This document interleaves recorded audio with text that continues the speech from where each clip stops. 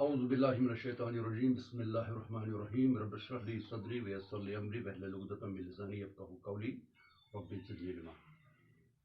عزیز طلباء و طالبات، السلام علیکم ورحمۃ اللہ وبرکاتہ۔ آج 12 اکتوبر 2020 بمطابق 23 صفر مظفر 1442 ہجری ہے۔ 11ویں جماعت کے طلباء و طالبات کو آج کے اردو کلاس میں خوش آمدید کہتا ہوں۔ ہمارا آج کا موضوع ہے شاد عظیم آبادی۔ شاد عظیم آبادی، آپ کا اصلی نام سید علی محمد تھا۔ شاد تخلص کرتے تھے۔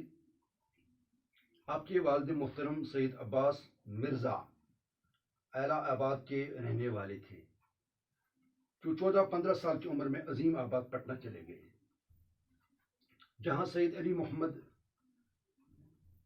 1846 عیسوی میں پیدا ہوئے۔ تعلیم گھر پر ہی ہوئی، جس کا سلسلہ 4 سال کی عمر سے شروع ہو گیا تھا۔ عربی اور فارسی کی تعلیم حاصل کرنے کے بعد کچھ عرصے تک انگریزی بھی پڑھی۔ اپنی ذاتی لیاقت اور لائق اساتذہ کی تربیت سے اردو، فارسی اور عربی زبانوں نیز مذہبی علوم اور فن شعر میں ایسی مہارت حاصل کی کہ ان کا شمار دور جدید کے اہل علم شعراء میں ہوتا ہے۔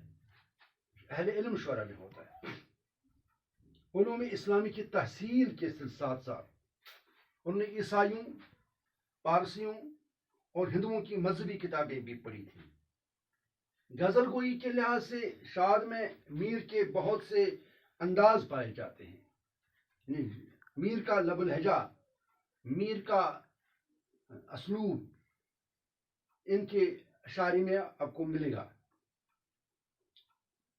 یہ حسن عشق کی داستان سرائی میں میر کی سی سادگی اور متانت پائی جاتی ہے۔ سہل الفاظ، چھوٹے چھوٹے فقرے اور سادہ ترکیبیں استعمال کرتے تھے۔ ان کی علمی خدمات کے اعتراف میں حکومت نے 1891 عیسوی میں انہیں خان بہادر کے خطاب سے نوازا۔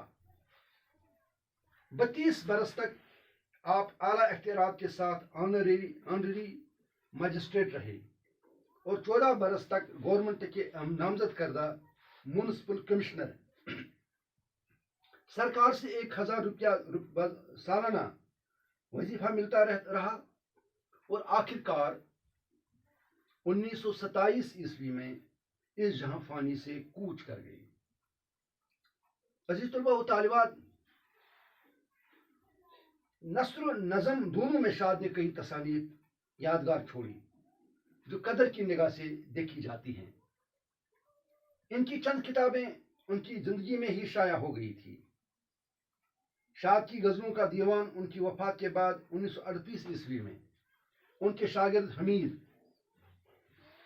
حمید عظیم آبادی نے مرتب کر کے نغمہ ہائے الہام کے نام سے شائع کیا۔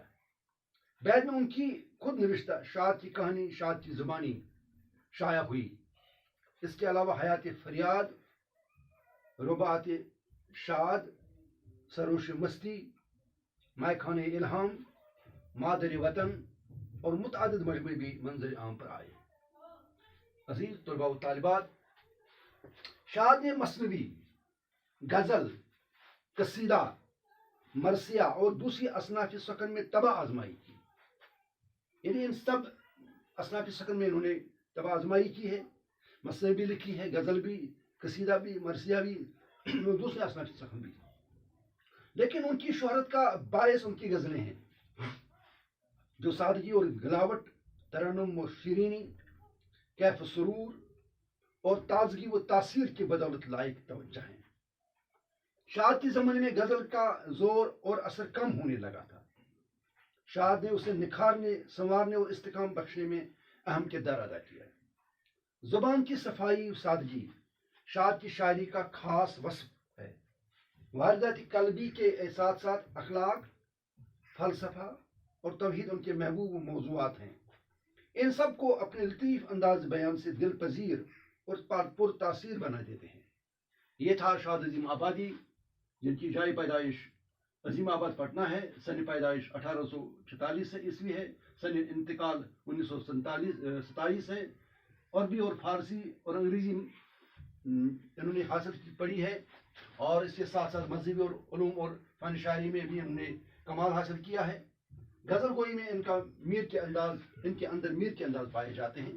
یہ ہے میر شاد عظیم آبادی، جن کو آج ہم نے جاننے کی کوشش کی، جن پر ہم نے بات کی. امید ہے کہ آپ نے اس نوٹ کو، اس لیکچر کو سمجھا ہوگا، اور اس کو دھیان دینے کی ضرورت ہے، اس کو بار بار پڑھنے کی ضرورت ہے. تو آپ آج کے لیے اتنا ہی، پھر ملیں گے، خدا رائے.